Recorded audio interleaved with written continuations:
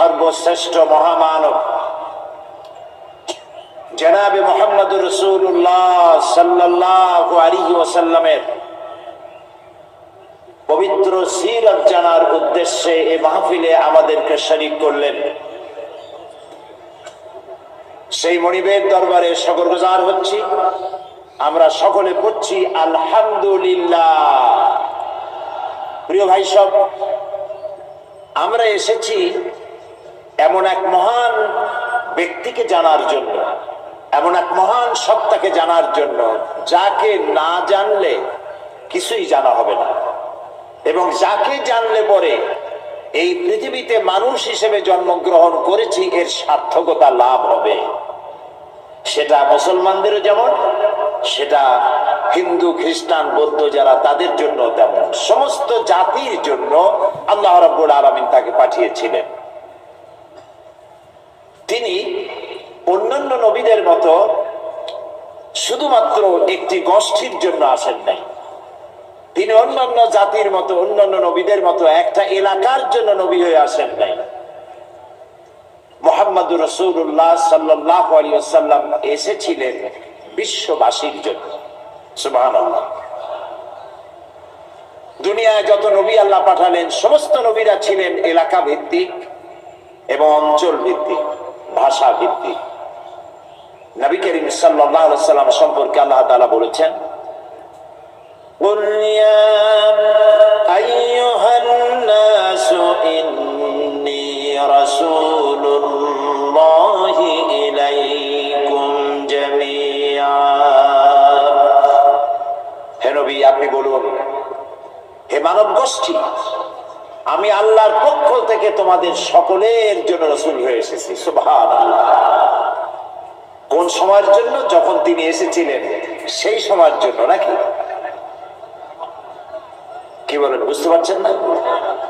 নবীজি তিনি পৃথিবীতে এসেছিলেন কিয়ামত পর্যন্ত এই পৃথিবীতে যত মানুষ আসবে সমস্ত মানুষের জন্য আল্লাহ তাআলা তাকে রাসূল করে পাঠিয়েছেন। সুবহানাল্লাহ। এই পৃথিবীতে যদি প্রশ্ন করা হয় মানুষের জন্য সবচাইতে বেশি জরুরি কি জিনিস, তাহলে আপনি কি জবাব দেবেন? এক একজন এক এক রকমের জবাব দেবেন। কেউ বলবেন জরুরি ভাত, কেউ বলবেন রুটি, কেউ বলবেন পানি, কেউ বলবেন বাতাস, কেউ বলবেন অক্সিজেন। কিন্তু মূল জবাব কি? আসল জবাবটা, আসল জবাব হচ্ছে এই পৃথিবীতে মানুষের জন্য সব থেকে বেশি জরুরত হচ্ছে রিসালাত, নবুয়ত। কারণ আল্লাহ তাআলা আমাদেরকে সৃষ্টি করেছেন কোন পথে চললে পরে আমরা আল্লাহর নৈকট্য লাভ করতে পারবো। আমরা যে পৃথিবীতে এসেছি, আমাদের কি পৃথিবীতে চিরকাল থাকবো না আমাদেরকে যেতে হবে? জবাব দেন। কার কাছে ফিরে যেতে হবে? সেই যে আল্লাহর কাছে ফিরে যেতে হবে, সেজন্য আল্লাহ রাব্বুল আলামিন আমাদেরকে অন্ধকারে ছেড়ে দেন না, আমাদের জন্য পথের দিশা দিয়েছেন। আর সেজন্য তিনি নবী পাঠিয়েছেন। আদম আলাইহিস সালাম থেকে শুরু করে মুহাম্মদুর রাসূলুল্লাহ, সবাই বলেন সাল্লাল্লাহু আলাইহি ওয়াসাল্লাম, তার পর্যন্ত যত নবী পাঠালেন সমস্ত নবীদেরকে আল্লাহ পাক নবুয়ত দিয়েছেন, নবী করে পাঠিয়েছেন। তাদের কোনো ভুল নাই, তাদের কোনো গুনাহ নাই, তারা সবাই মাসুম, তারা বেগুনাহ। এই নবীদের মধ্যে সর্বশেষ এবং সর্বশ্রেষ্ঠ নবী হলেন মুহাম্মদ রাসূলুল্লাহ সাল্লাল্লাহু আলাইহি ওয়াসাল্লাম। নবী করিম সাল্লাল্লাহু আলাইহি ওয়াসাল্লামকে আল্লাহ তাআলা এমন একটা সময় পাঠালেন যখন গোটা পৃথিবীতে মানুষ ছিল ধ্বংসের দ্বার প্রান্তে। চুরি, ডাকাতি, জিনা, ব্যভিচার, হত্যা, ধর্ষণ, এমন কোন পাপ নাই যা মানুষ করতো না। যেই দেশে রাসূল আসলেন সেই দেশে মানুষ, তাদের চিন্তা ছিল যে আমি মানুষকে খুন করব না কেন, লুট করব না কেন, মিথ্যা কথা বলবো না কেন, নারী অপহরণ করব না কেন। এর কোন যুক্তিসঙ্গত কারণ তাদের জানা ছিল না, সবটাই তারা বৈধ মনে করত। এবং কতটা জাহিল ছিল যে এই গোত্রের লোকেদের উটের পানি খাওয়ার আগে আর এক গোত্রের লোকের উটের পানি খাওয়াইল কেন? এই অপরাধে তারা একে অপরের বিরুদ্ধে গোত্রে গোত্রে লড়াই হয়েছে, বছরের পর বছর, যুগের পরে যুগ। এরকমের জেহালাতে পরিপূর্ণ ছিল সমাজ। অর্থাৎ পৃথিবী ছিল এক ধ্বংসের প্রান্তে। এই ধ্বংস থেকে বাঁচানোর জন্য আল্লাহর রহমত ছাড়া আর কোন উপায় ছিল না। সেরকম একটি সময় আল্লাহ রাব্বুল আলামিন তার রহমত পাঠালেন। আল্লাহ তাআলা কোরআনে কারিমে বলছেন, ওয়ামা আরসালনাকা ইল্লা রাহমাতাল লিল আলামিন।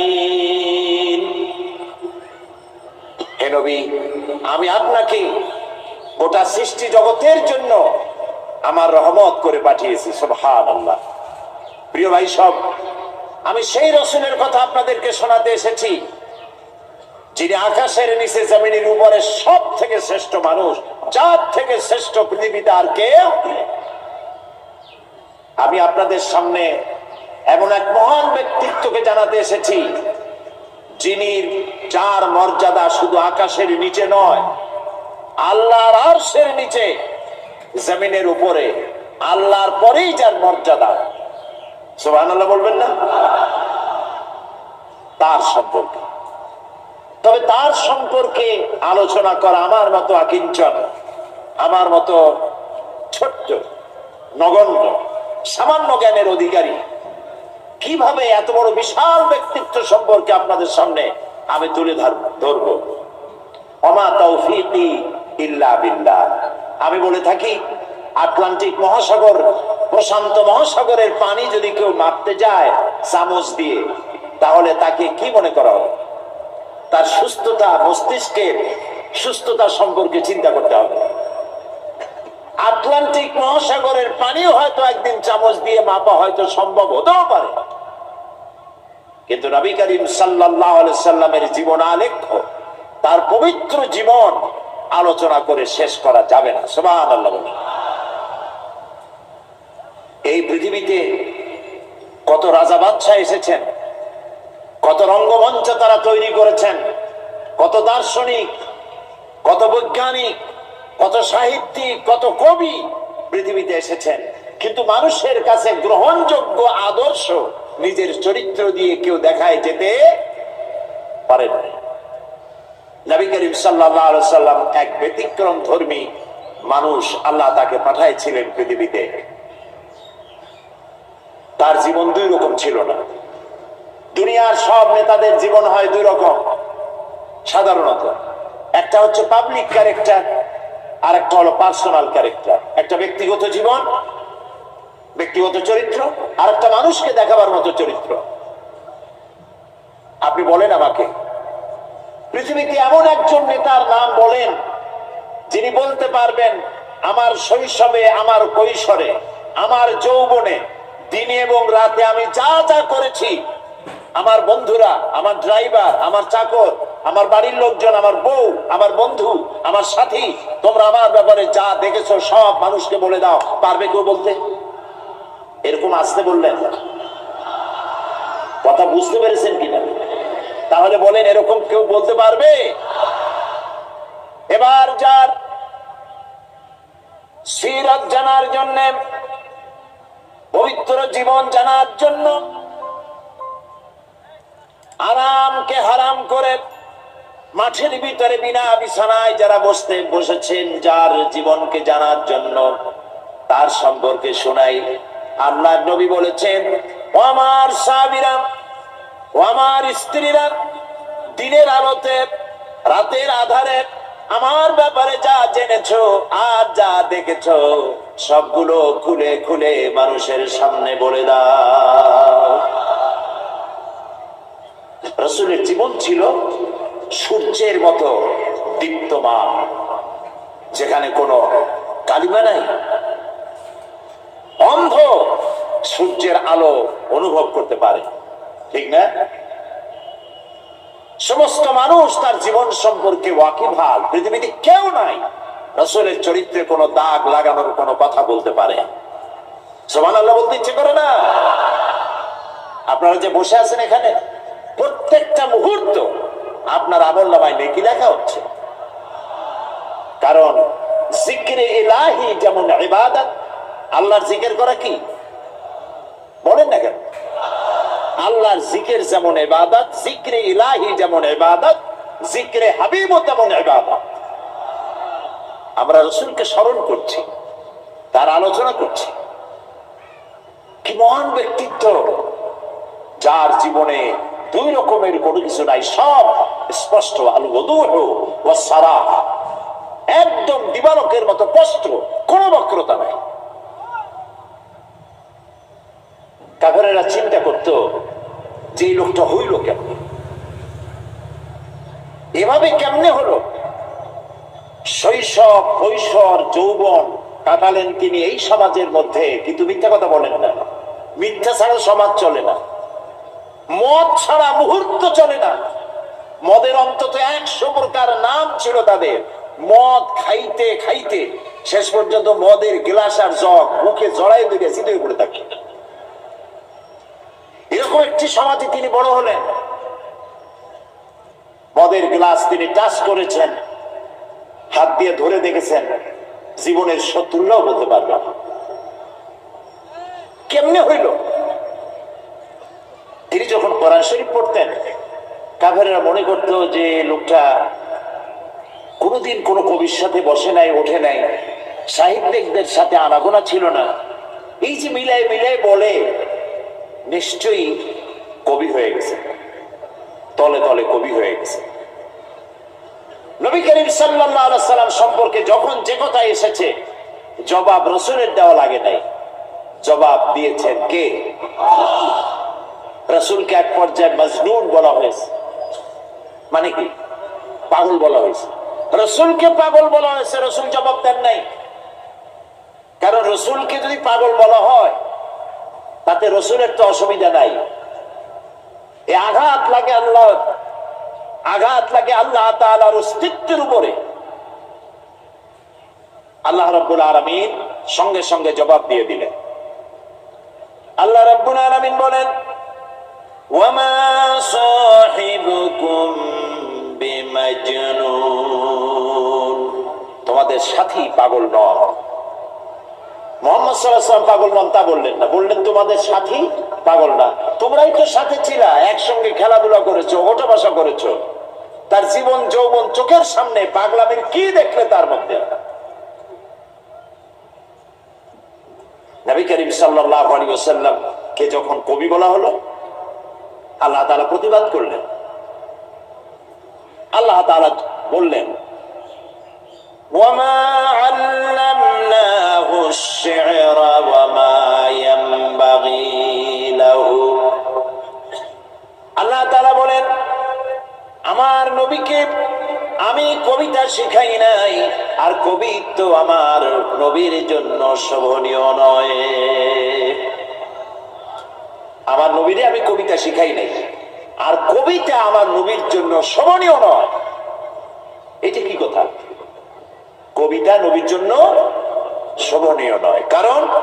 কারণ হলো কবিরা অনেক সুন্দর সুন্দর কবিতা লিখতে পারেন, মানুষের মধ্যে উত্তেজনা, টেনশন, রোমান্স পয়দা করতে পারেন, কিন্তু কোন সিদ্ধান্ত দিতে পারেন না। কবিরা পৃথিবীতে মানুষকে এমন কোন আদর্শ কবিত্বের মাধ্যমে শিক্ষা দিতে পেরেছেন, হোমার থেকে শুরু করে আজ পর্যন্ত এরকম কবি দেখা যায়নি।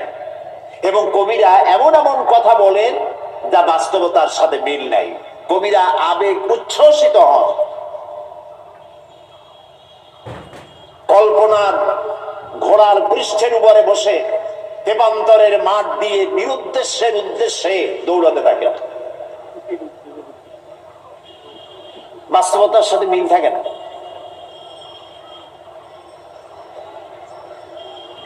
যেমন আমি একটু দেখাই, দৃষ্টান্ত দিলে বুঝতে সুবিধা। কি বলেন? আমাদের জাতীয় কবি কাজী নজরুল ইসলাম, আমি তার জন্য দোয়া করি সব সময়, মনে আসলেই দোয়া করি। আল্লাহ তাআলা তার দোয়াটা কেমনে কবুল করলেন দেখলেন? তিনি বলেছিলেন, মসজিদেরই পাশে আমার কবর দিও ভাই, যেন সকাল সন্ধে মুয়াজ্জিনের আজান শুনতে পাই। দোয়া কবুল হয়েছে? তাও কথা কয় না লোকেরা। ওইখানে বিশ্ববিদ্যালয়ের মসজিদের পাশে তার কবর হয়েছে, সকাল সন্ধ্যা আজান শুনতেছে। ওইখানে আর এক শয়তানের কবরও দিতে চাইছিল। দেখেন, কাজী নজরুল ইসলাম, আমার মন বলে এমন সময় তিনি কলম ধরেছিলেন যখন মুসলমানদের পক্ষে কলম ধরার লোক ছিল না। শুধুমাত্র আল্লাহর নবীর নামে, নবীর শানে যেসব নাত রচনা করেছেন, যেসব গজল কবিতা রচনা করেছেন, আল্লাহ ইচ্ছে করলে এর বদৌলতে তাকে জান্নাত দিয়ে দিবেন। আল্লাহ যেন দয়া করে নজরুলকে জান্নাত দান করেন, আমরা বলি আমিন। নজরুল ইসলামের কথা আনলাম কেন? ওই যে কবিতা, যারা কবি হন আবেগে উচ্ছ্বাসিত হয়ে এমন সব কথা বলেন যার সাথে বাস্তবতার মিল নেই। যেমন তিনি এক জায়গায় লিখেছেন, মোর প্রিয়া হবে এসো রানী, দেব খোবায় তারার ভূত। এখন সত্যি যদি ওনার যার প্রতি লক্ষ্য করে নিয়ে কবিতা লিখেছেন, যদি সত্যি ওই মহিলাকে তিনি প্রিয়তমা হিসাবে পেতেন, তো আকাশের তারাগুলি খোবায় দিয়ে দিতে পারতেন। তারপরে তিনি লিখেছেন, জ্যোৎস্নার রং আর রং ধরুন রং মিলাইয়া আলতা বানাইয়া তোমার পায়ে পরাই দিলাম। এটা কি উনি পারতেন? পারতেন। কবিরা সাধারণত আবেগ প্রবণ হন, আবেগে কথা বলেন যার বাস্তবতার সাথে মিল নাই। কবি হাফিজ, নিশ্চয়ই নাম শুনেছেন, পারস্য কবি। তিনি তার প্রিয়তমা সম্পর্কে লিখেছেন। ফার্সি কবিতাটা আমার এখন মনে আসতেছে না। কবিতার অর্থ হচ্ছে যে আমার প্রিয়তমার লাল গালের উপরে যে কালো তিলটি আছে, একটি লাভ স্পট, এই প্রিয়তমার লাল গালের কালো তিলটি যদি আমি লাভ করতে পারি, আমি পাই, তাহলে সামারকান্দ এবং বুখারা আমি আমার প্রিয়তমার জন্য উৎসর্গ করে দিতে পারি।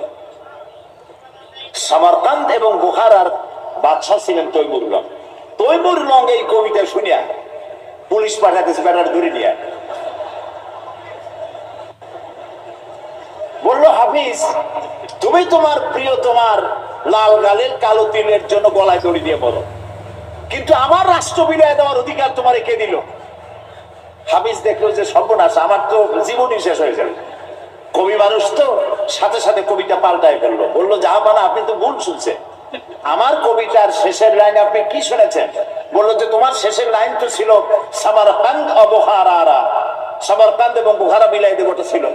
তিনি বলছেন আপনি ভুল শুনেছেন, ওখানে আমার মূল কথা ছিল সেমনকান্দ অখর মারা। তার মানে হলো আমি বলতে চেয়েছি আমার প্রিয়তমার লাল গালের কালো তিলটি যদি লাভ করতে পারি, তাহলে 3 মণ চিনি আর 1 মণ খোরমা মিলাই দেব।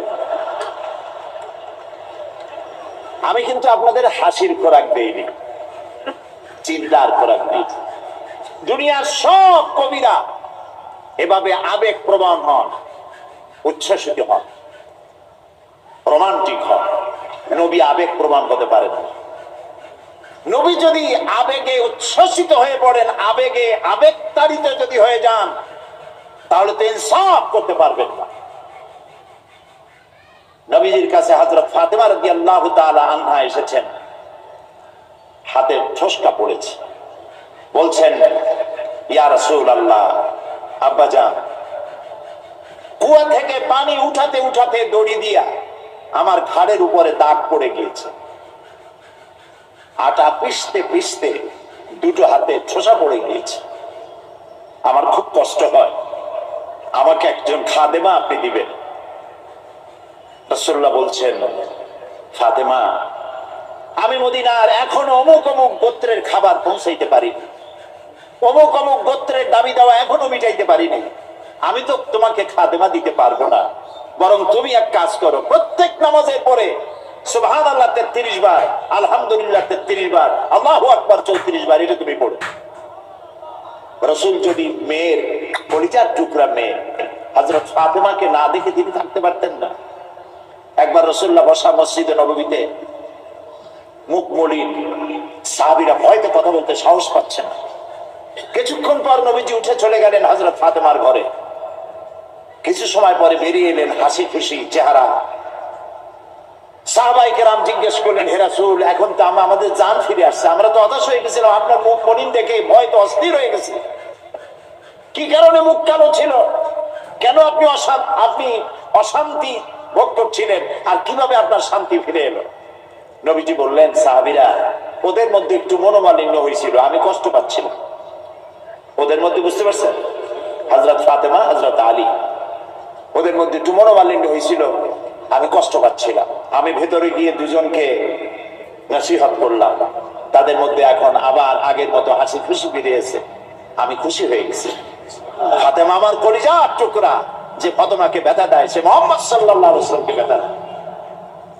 প্রিয় ভাই সব, যে মেয়েকে এত ভালোবাসেন তিনি, আবেগ প্রমাণ হলে কিন্তু দিতেই পারতেন, তিনি মদিনার বাদশাহ, প্রেসিডেন্ট। নবী আবেগ প্রমাণ হতে পারেন না, আবেগের বশীভূত হতে পারেন না। এই জন্য আল্লাহ তাআলা প্রতিবাদ করেছেন, ওয়ামা আল্লামনাহু শি'রা ওয়ামা ইয়ানবাগী লাহু, আমি আমার নবীকে কবিতা শিখাই নাই, আর কবিত্ব নবীর জন্য শোভনীয় নয়। নবীর পার্সোনালিটি ভিন্ন। একজন সাহাবী বলেছিলেন, হে রাসূল, রাসূলুল্লাহ বলছিলেন যে তুমি এই কাজটা করলা না কেন? সাহাবী জড়সড় হয়ে গেলেন ভয়তে, বললেন, ইয়া রাসূলুল্লাহ, আমি তো বুঝি নাই, আপনি যদি একটু চোখ দিয়ে আমাকে ইশারা করতেন তাও তো আমি কাজটা করে ফেলতাম। রাসূলুল্লাহ বললেন, চোখ দিয়ে ঠারে ঠারে কথা বলা নবুয়তের শান নয়।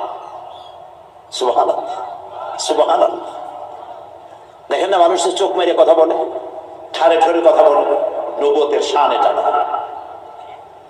নবীজি যখন কথা বলতেন কারো সাথে, পুরা দেহ মোবারকটা ফিরায় দিতেন, ডান দিকে, বা দিকে, পিছনে। আমরা যেভাবে এরকম কাটপিট করে শুনি, এরকম করতেন না, যাতে যার সঙ্গে কথা বলছেন তিনি যেন একথা বুঝতে পারেন যে রাসূল পুরা মনোযোগী হয়ে শুনছেন, আমাকে ইগনোর করছেন না। প্রিয় ভাই সব, এক মহাসমুদ্র। রাসূলুল্লাহ নামাজ পড়তেছিলেন, হযরত ওমর রাদিয়াল্লাহু তাআলা আনহু তখনও কাফির, চাইছিলেন রাসূলকে শায়েস্তা করবেন, মারবেন, লাঞ্ছিত করবেন। নামাজরত অবস্থায় দেখে তিনি চিন্তা করলেন, যাক, নামাজ পড়তেছে, এখন কিছু কবর না, নামাজটা শেষ হোক, তারপরে আচ্ছা করে। হযরত ওমর বলেন, আমি নবীজের পিছনে দাঁড়িয়ে অপেক্ষা করতেছিলাম নামাজ কখন শেষ হবে, আর তিনি নামাজের ভিতরে তেলাওয়াত করতেছিলেন। তেলাওয়াত যখন শুনলাম, আমার কাছে মনে হলো এই কথাগুলি মানুষের বানানো নয়, নিশ্চয়ই কোন জিন রাসূলুল্লাহকে শিখায়া দেয়। আমি যখন এই চিন্তা করেছি, এত সুন্দর মিলায়া কি করে পড়েন, জেনে শিখাই দিয়েছে, এই চিন্তা যখন আমি করেছি, নবীজি তখন আমার এই কথার জবাব যেন তিনি দিলেন। তিনি পড়লেন, ইন্নাহু লাকাউলু রাসূলিন কারীম। না, এটা কোনো জিন বা অন্য কারো কথা নয়, এটি হচ্ছে মহান বার্তাবাহকের বর্ণনা। হযরত ওমর বলছেন, জিনের কথা না হলে কবির কথা তো বটেই। এত সুন্দর মিলানো, দেখছেন না কোরআন শরীফে কি মিল? লক্ষ্য করছেন? করেন নাই বোধহয়, করার জন্য অনুরোধ করি। কোরআন তাড়াতাড়ি পড়বেন, মনে হবে আপনি প্রবন্ধ পড়ছেন। থেমে থেমে পড়বেন, মনে হবে যেন কবিতা পড়তেছে। প্রত্যেক আয়াতে আয়াতে মিল। সুবহানাল্লাহ। হযরত ওমর বলছেন, ভাবলাম মুহাম্মদ সাল্লাল্লাহু আলাইহি ওয়াসাল্লাম কবি হয়ে গেছে। হযরত ওমর বলেন, যেই না চিন্তা করলাম মনে মনে মুহাম্মদ সাল্লাল্লাহু আলাইহি ওয়াসাল্লাম কবি হয়ে গেছেন, অমনি তিনি আমার এই কথার জবাব যেন তিনি দিলেন। তিনি পড়লেন, ওয়ামা হুয়া বিকাউলি শাইরিন কালিলাম মা তুমিনুন। না না, এটা কোনো কবির কথা নয়। হযরত ওমর বলে, সর্বনাশ, তাহলে তো শুধু কবি না, গণক। আমার মনের কথা বুঝলো কেমনে? তো জাদুকর হয়ে গেছে, গণক হয়ে গেছে। হযরত ওমর বলেন, যখন আমি মনে মনে চিন্তা করলাম গণক হয়ে গেছেন, অমনি নবীজি আমার সে কথারও জবাব দিয়ে দিলেন। তিনি বললেন, ওয়ালা বিকাউলি কাহিনিন কালিলাম মা তাযাক্কারুন। না না, এটা কোনো গণকের কথা নয়, তোমরা খুব কমই উপদেশ গ্রহণ করে থাকো। হযরত ওমর বলেন, আমার মনে হচ্ছিল আমার পায়ের তলা থেকে মাটি সরে যাচ্ছে। কি আশ্চর্য কথা! যা বলি মনে মনে তারই জবাব আসে। নামাজের মধ্যে কি করে বোঝেন তিনি? হযরত ওমর বলেন, প্রত্যেকটি কথার জবাব, মনের প্রশ্নের জবাবগুলি যখন আসতেছিল, তখন আমার চোখের সামনে বিরাট একটা জিজ্ঞাসাবোধক চিহ্ন ঘুরতেছিল। এটা জেনের কথা নয়, কবির কথা নয়, গণকের কথা নয়, তবে এটা কি? যেই না চিন্তা করেছি তবে এটা কি, অমনি নবীজি তেলাওয়াত করলেন, তানজিলুম মির রাব্বিল আলামিন। আল্লাহ রাব্বুল আলামিনের নাযিল কিন্তু কিতাব।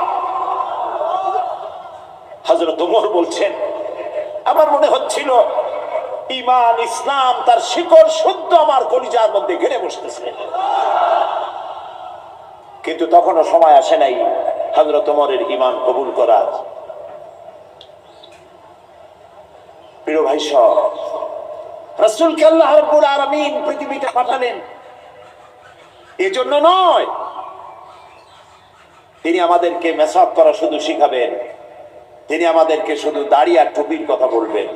একটি সমাজ বিপ্লব, একটি রাষ্ট্র বিপ্লব করার জন্য পাঠিয়েছেন। চুরি, ডাকাতি, জেনা, ব্যভিচার, হত্যা, ধর্ষণে ভরপুর সমাজ, এখানে এসেছেন তিনি। এই জাতির উপায়, এ মানুষ বাঁচবে কি করে?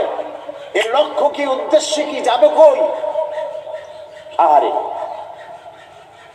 গরিবদের বাঁচার কোনো অধিকার নাই।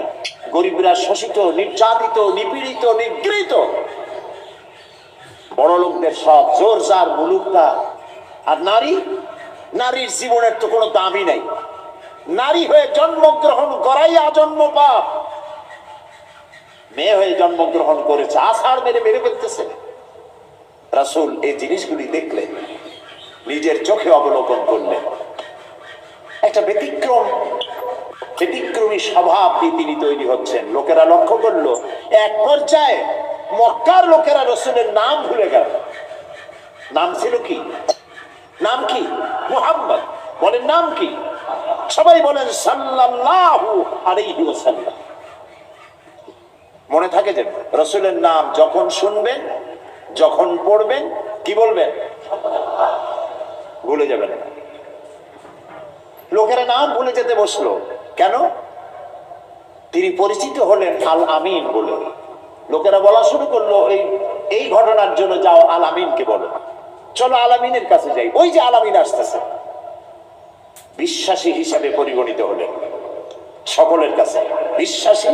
এবং নাম আরো হলো সাদেক, সত্যবাদী। নবীজি যখন মক্কা থেকে হিজরত করে মদিনায় যান, যাওয়ার সময় হযরত আলীকে বলেছিলেন, আলী, আল্লাহ তাআলা অর্ডার করেছেন আমাকে মদিনায় যাওয়ার জন্য হিজরত করে, তুমি আমার বিছানায় শুয়ে থাকো আর একটা কাগজ কলম নাও, একটা লিস্ট তৈরি করো। হযরত আলী বলেন, আমি লিস্ট দিলাম আমানতে। সেই আমানত যারা রাখছে অধিকাংশ কাফেরের আমানত রাখছে। কার কাছে? মুহাম্মদ সাল্লাল্লাহু আলাইহি ওয়াসাল্লামের কাছে আমানত রেখেছে। কেন? কাফেরেরাও বুঝতো যেসব নেতার পিছনে ঘুরি এগুলো শয়তানের চাইতেও খারাপ। মুহাম্মদ সাল্লাল্লাহু আলাইহি ওয়াসাল্লামের সাথে বিরোধিতা করি নেতাদের জ্বালায় পড়িয়া, আসলে তার মতো ভালো মানুষ আকাশের নিচে জমিনের উপরে আর নাই। কাফেরেরাও বুঝতো।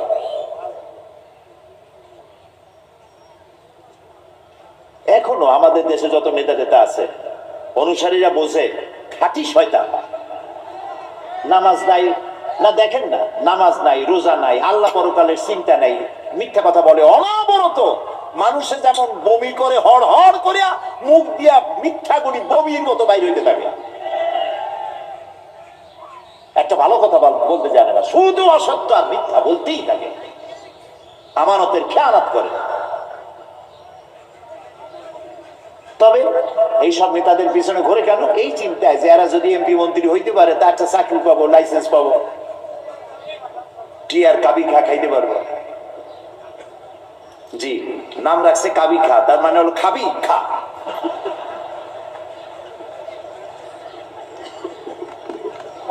নবী করিম সাল্লাল্লাহু আলাইহি ওয়াসাল্লাম আপনার আমার জীবন, আমাদের মা বাপের জীবন উৎসর্গ হোক রাসূলের কদম মোবারকের উপরে। সারাটা দুনিয়া ঋণী তার কাছে, তার স্বভাব চরিত্রের কাছে।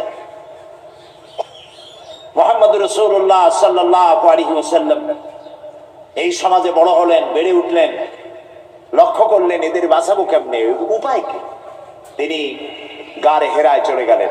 ওটার নাম জাবালে নূর। আমরা গারে হেরা বলি, কিন্তু মক্কা শরীফে যে গারে হেরা বলি কেউ চেনবে না, চেনবে না। জাবালে নূর, ওই জাবালে নূরে উঠলেন, অনেক উঁচা। আল্লাহ দয়া করে আমাকে একবার ওঠার তৌফিক দিয়েছিলেন, একবার উঠছি। তাতেই তখন তো আমার শরীর টরীর অনেক ভালো ছিল, ভালো মানে মোটা ছিলাম বেশি। উঠতে গিয়ে 3 বোতল পেপসি খাওয়া লাগছে, আর 2-3 দিন উরুতে ব্যথা ছিল। তাহলে চিন্তা করেন কত উঁচা। সেই পাহাড়ের অনেক উঁচায় একটা ছোট্ট জায়গা, একটা রাস্তা আছে একটুখানি, এই সোজাভাবে ঢোকা যায় না, কাত হয়ে কইয়া কাইতেছেন আমাদের দেশে বলে, ওই কইয়া কাইত হয়ে ঢোকা যায়। এবং ওখানে একটা জায়গা আছে যেখানে 2 জন একসাথে নামাজ পড়তে পারে, এরকম একটা গুহা। সেখানে নবী করিম সাল্লাল্লাহু আলাইহি ওয়াসাল্লাম চিন্তা গবেষণা করতে লাগলেন। যেদিন বয়স 40 বছর পূর্ণ হয়ে গেল, আল্লাহ রাব্বুল আলামিন তাকে নবুয়তের মর্যাদা দিয়ে দিলেন। এই নবুয়তের মর্যাদা নিয়ে তিনি নেমে আসতেছেন। ভয় পেলেন। জিবরাইলকে তো জীবনে দেখেন নাই, হযরত জিবরাইলকে দেখেছেন। জিবরাইল বলেছেন ইকরা, পড়ো। তিনি বলছেন যে আমি পড়তে জানি না। আবারও বললেন ইকরা, পড়ো। বলছেন জানি না পড়তে। তৃতীয়বার তিনি বুকের সাথে জড়িয়ে ধরলেন, এমন ভাবে জড়িয়ে ধরলেন নবী করিম সাল্লাল্লাহু আলাইহি ওয়াসাল্লাম ব্যথা পেলেন এবং তিনি পড়তে পারলেন।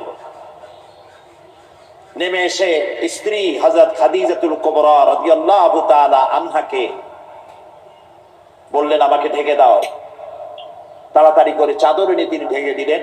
নবী করিম সাল্লাল্লাহু আলাইহি ওয়াসাল্লামের চোখের মধ্যে পানির ছাপ। হযরতে খাদিজা ভীত সন্ত্রস্ত হলেন, জিজ্ঞেস করলেন আবাল আপনার কি হয়েছে? তিনি ঘটনা শোনালেন। হযরত খাদিজা কি বলতেছেন শোনেন। হযরত খাদিজা বলছেন ইয়া আবাল কাসেম, হে কাসেমের পিতা, আপনার ঘাবড়াবার কোনো কারণ নাই। কোন দুষ্ট জিন, কোন দুষ্ট শয়তান আপনাকে অনিষ্ট করতে পারে না, কারণ আপনি সত্যবাদী। আপনাকে কোন দুষ্ট জিন, কোন শয়তান আপনাকে অনিষ্ট করতে পারে না, কারণ আপনি আত্মীয়তার হক আদায় করেন।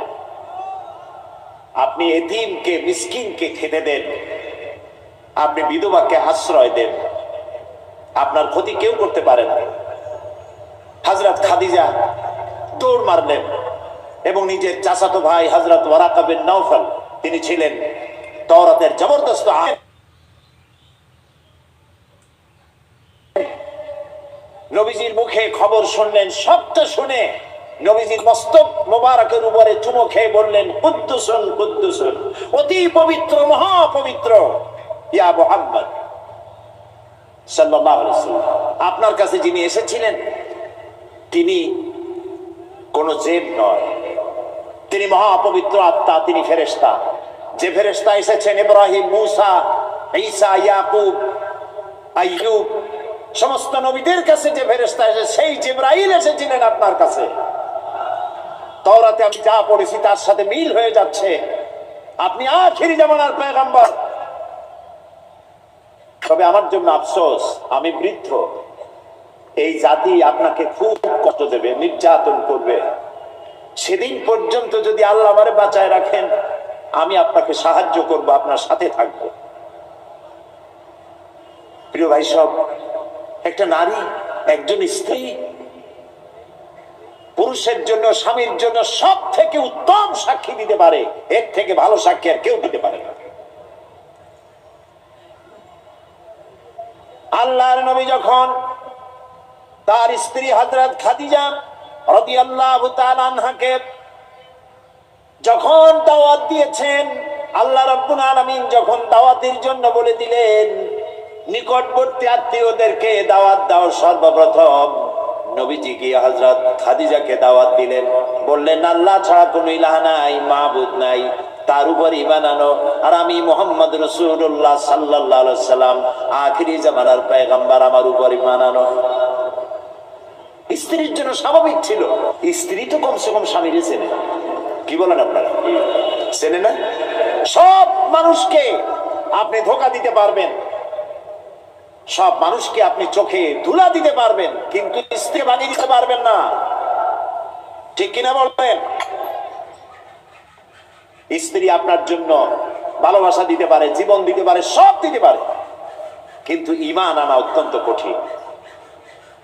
নবীজি যখন হযরত খাদিজাকে ঈমানের দাওয়াত দিলেন, হযরত খাদিজা রাদিয়াল্লাহু তাআলা আনহা এক মুহূর্ত দেরি করেন নাই, সঙ্গে সঙ্গে পড়েছেন লা ইলাহা ইল্লাল্লাহু মুহাম্মাদুর রাসূলুল্লাহ।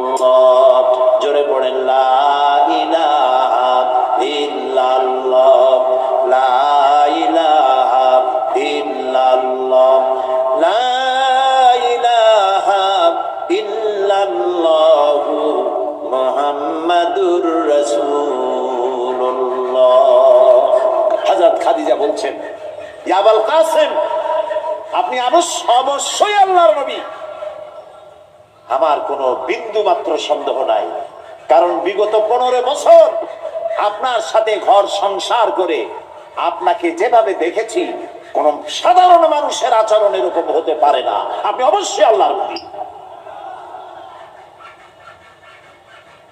নবী করিম সাল্লাল্লাহু আলাইহি ওয়াসাল্লাম এই দাওয়াত নিয়ে ছড়িয়ে পড়লেন ময়দানে। তিনি বলেছেন লা ইলাহা ইল্লাল্লাহ। এই কালেমার দাওয়াত কি শুধু মুহাম্মদ সাল্লাল্লাহু আলাইহি ওয়াসাল্লামের ছিল না, সব নবীদের ছিল। দুনিয়ার সব নবীদের একটাই স্লোগান ছিল, কারো মধ্যে কোনো মতপার্থক্য, মতদ্বৈততা হয় নাই, সকলের স্লোগান একটা, লা ইলাহা ইল্লাল্লাহ। এই কালেমার বিপ্লবী দাওয়াত পেশ করেছেন সমস্ত নবীরা। আমরা এই কালেমাটা বুঝি না, না বোঝার কারণেই দুরবস্থা হয়েছে। আমরা শুধু এটারে জিকিরের বুলি বানাইছি। দেখছেন কি কায়দায় জিকির করে, লা ইলাহা ইল্লাল্লাহ ইল্লাল্লাহ, এমন জোরে ইল্লাল্লাহ বলে তাতে কলব থাকলেও পারে, গেলেও পারে। কি বুঝে ইল্লাল্লাহ বলতেছেন? আবার লা ইলাহা ছেড়ে দিয়ে খালি ইল্লাল্লাহ করে, এরকমও শুনেছি। শুনছেন আপনারা? লা ইলাহা বাদ দিয়ে কতক্ষণ ইল্লাল্লাহ ইল্লাল্লাহ ইল্লাল্লাহ।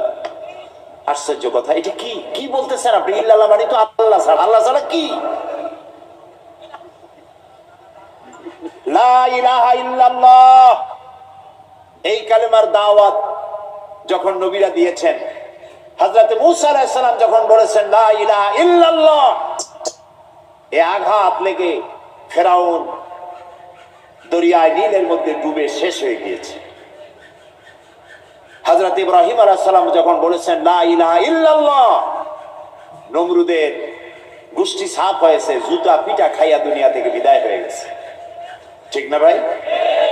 মুহাম্মদ সাল্লাল্লাহু আলাইহি ওয়াসাল্লাম যখন বলেছেন লা ইলাহা ইল্লাল্লাহ, তখন আবু জাহাল, আবু লাহাব, উতবা, শাইবা, মুগীরা এই সবগুলির গায়ে আগুন জ্বলে গেছে। কেন আগুন জ্বললো? তারা বুঝছে লা ইলাহা ইল্লাল্লাহর অর্থ কি। তারা বুঝেছে লা ইলাহা ইল্লাল্লাহ মানে হচ্ছে কোন ইলাহ নাই, আইনদাতা নাই, বিধানদাতা নাই, শাসনকর্তা নাই, কাউকে মানি না। কে ছাড়া? আল্লাহ ছাড়া। ফেরাউনও বুঝেছে।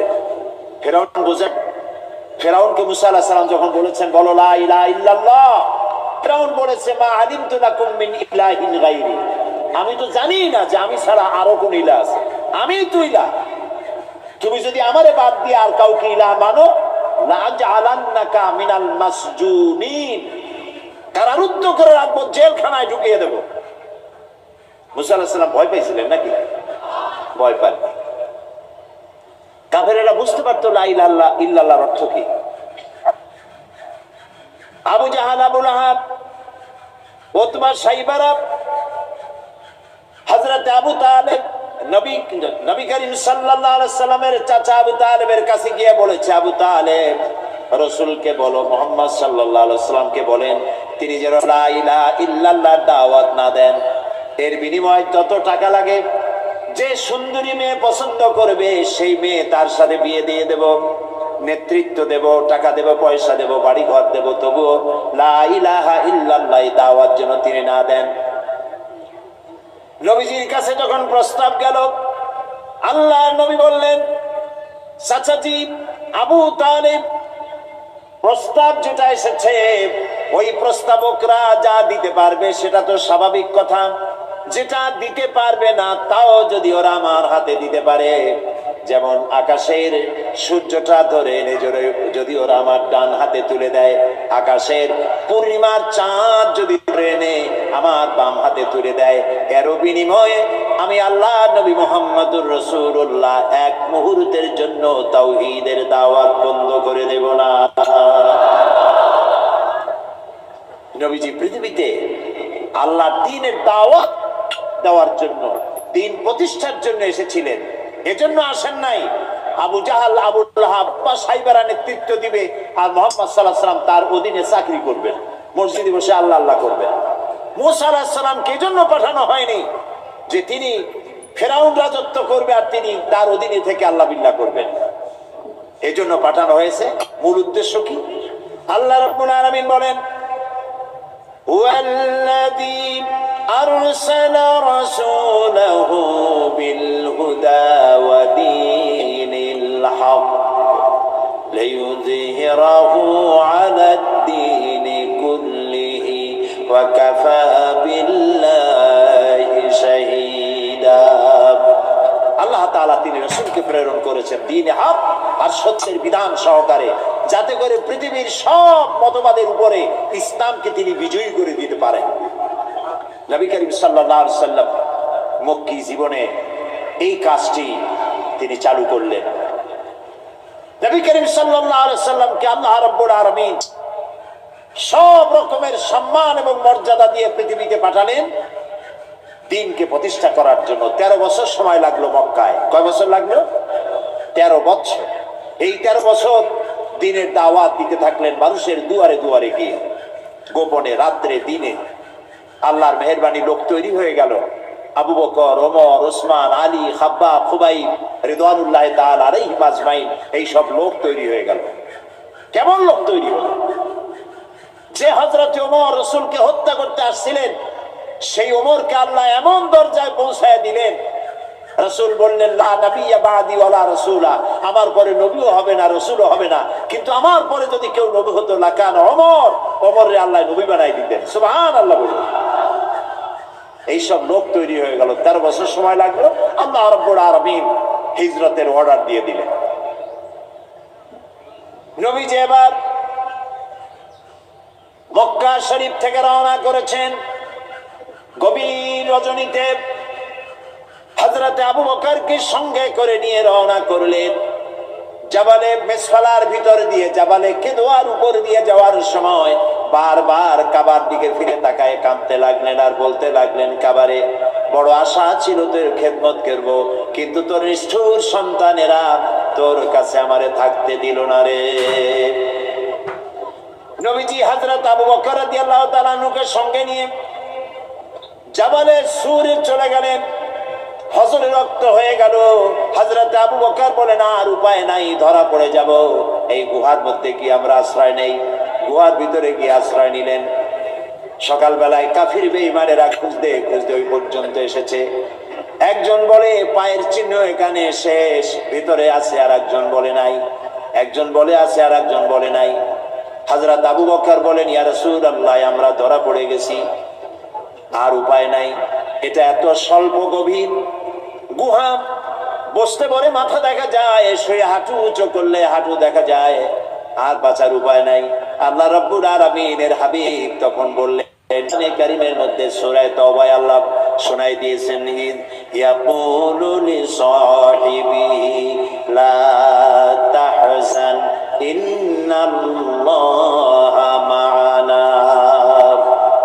হে আমার বন্ধু, হে আমার সাথী, ভয় পেও না, আমরা দুইজন নয়, আমাদের সাথে আর এক সত্তা আছে। তার নাম কি? সবাই বলেন।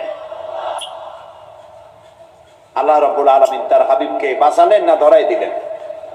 বাঁচাইছেন কিনা? দিনের বেলায় ঘুমায় থাকতেন, রাতের বেলায় চলতেন। 13 দিন সময় লাগলো। মক্কা শরীফ থেকে লোকেরা, কাফেরেরা রাসূলকে ধরার জন্য সুরাকাকে পাঠিয়ে দিল।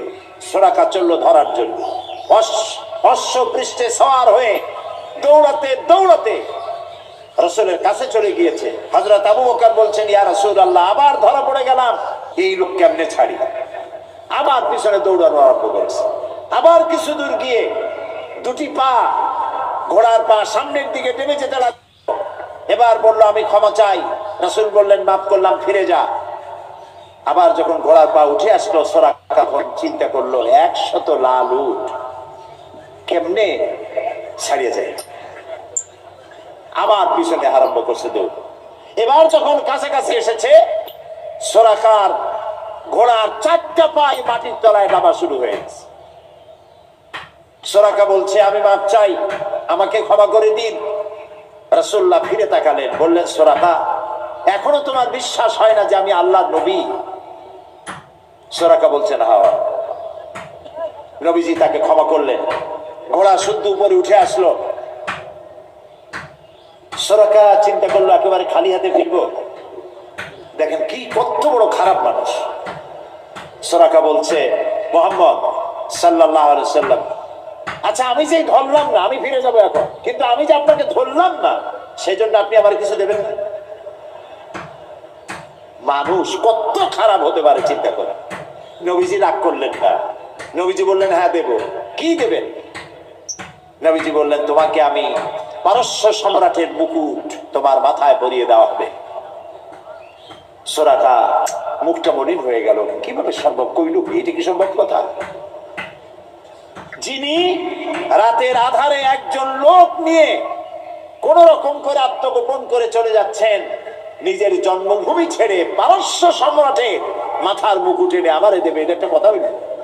কিছু দেবেন না তাই কর। মন খারাপ করে সে চলে গেল। নবী করিম সাল্লাল্লাহু আলাইহি ওয়াসাল্লামের ইন্তেকালের পর হযরত আবু বকর ক্ষমতা এলেন, তারপরে হযরত ওমর ক্ষমতা এলেন। হযরত ওমরের জামানায় পারস্য বিজয় হলো, আর গনিমতের মালের সাথে পারস্য সম্রাটের মুকুট এসে সামনে হাজির হয়ে গেল। হযরত ওমর লক্ষ্য করে দেখলেন গনিমতের মালের মধ্যে হীরা মণিমুক্তা খচিত চকচক করছে, পারস্য সম্রাটের মাথার মুকুট। হযরত ওমর বললেন, কেউ চলে যাও তো, সুরাকাকে ডেকে নিয়ে আসো। সুরাকা তখন বুড়ো হয়ে গেছে, দাড়ি চুল পেকে বৃদ্ধ হয়ে গেছে। সুরাকাকে কাছে ডেকে হযরত ওমর নিজ হাতে পারস্য সম্রাটের মুকুটটা সুরাকার মাথায় পরিয়ে দিলেন। বললেন, সুরাকা, আল্লাহর নবীর ওয়াদা কখনো মিথ্যা হয় না।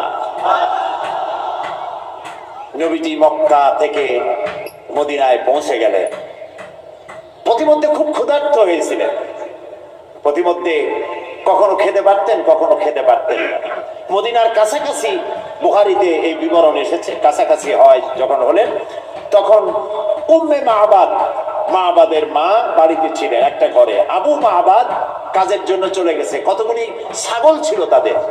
এই মরুভূমিতে কোনো খাবার নাই, ঘাস নাই, ছাগল সব বাচ্চা নাই, দুধ নাই, সব শুকায় গেছে। নবী করিম সাল্লাল্লাহু আলাইহি ওয়াসাল্লাম ক্ষুধার্ত, হযরত আবু বকর ক্ষুধার্ত। বাড়ির মধ্যে গিয়ে ঢুকছেন, উম্মে মাবাদকে জিজ্ঞেস করলেন, মহিলাকে জিজ্ঞেস করলেন, তোমার ঘরে কি কোনো খাবার আছে? তিনি বললেন, পথিক, আমার ঘরে কোনো খাবার নাই। আচ্ছা, দুধ আছে? তিনি বললেন, না, দুধ পাবো কোথায়? কই যে ওই যে একটা ছাগল দেখা যায়, একটা বকরি দেখা যায়। তো বললো যে, আপনি দেখতে পাচ্ছেন না, এই বকরি কত কৃষ, একেবারে শুকায় গেছে, ওর তো বাচ্চা নাই, ও দুধ দেবে কেমনে? রাসূলুল্লাহ বললেন, তুমি বকরিটা আমার কাছে নিয়ে আসো। মহিলা বকরিটা কাছে নিয়ে এলেন। রাসূলুল্লাহ বকরির ওলানে, ওলান বলে না, ওলানে হাত দিলেন।